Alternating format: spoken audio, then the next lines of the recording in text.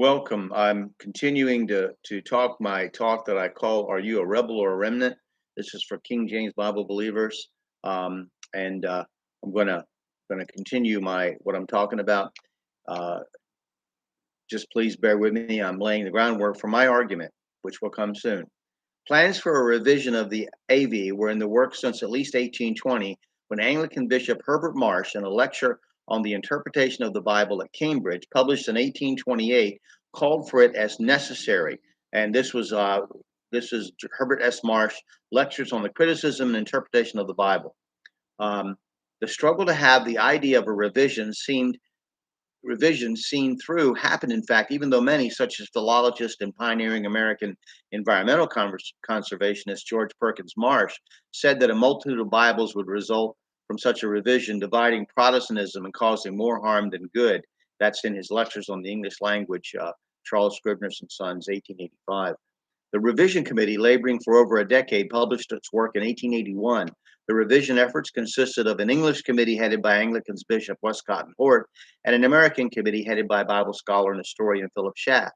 The resultant revised version of the Bible and its American counterpart, the American Standard Version, were not so much revisions over the authorized version, but new versions of the Bible based on an entirely different new background text for the New Testament and a departure from the traditional Old Testament text.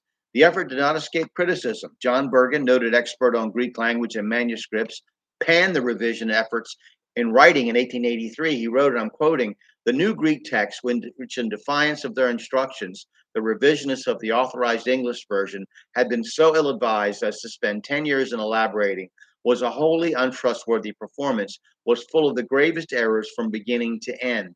And you can read his work, John William Bergen, the preface to the Revision Revised, 1883.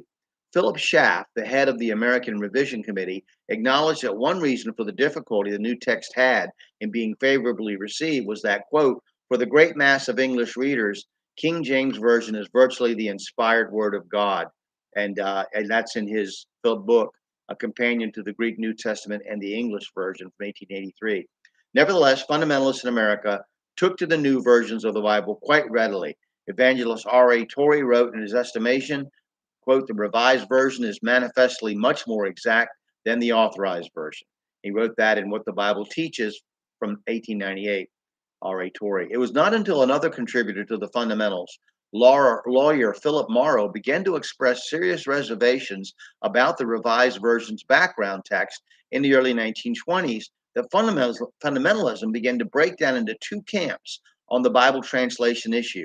One camp followed Westcott and Hort Greek text, representing the Alexandrian line of manuscripts, and the Bibles that flowed from it, such as the Revised Version, the American Standard Version, and later the Revised Standard Version, the New American Standard Version, and the New International Version, etc. With the second camp using and uplifting the Textus Receptus, in English, the received text. This was traditional textual line of manuscripts called the Byzantine that were the background text for the authorized version, with that Bible version simply being considered not inspired, but the most trustworthy translation of an inspired Greek text. And the phrase Textus Receptus was actually created after the King James Bible was translated.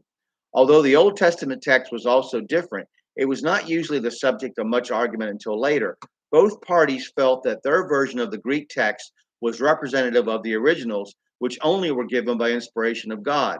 Translations were reliable, trustworthy, or in the case of the authorized version, the best, but most definitely not inspired by God, and merely the devoted work of skilled and faithful translators.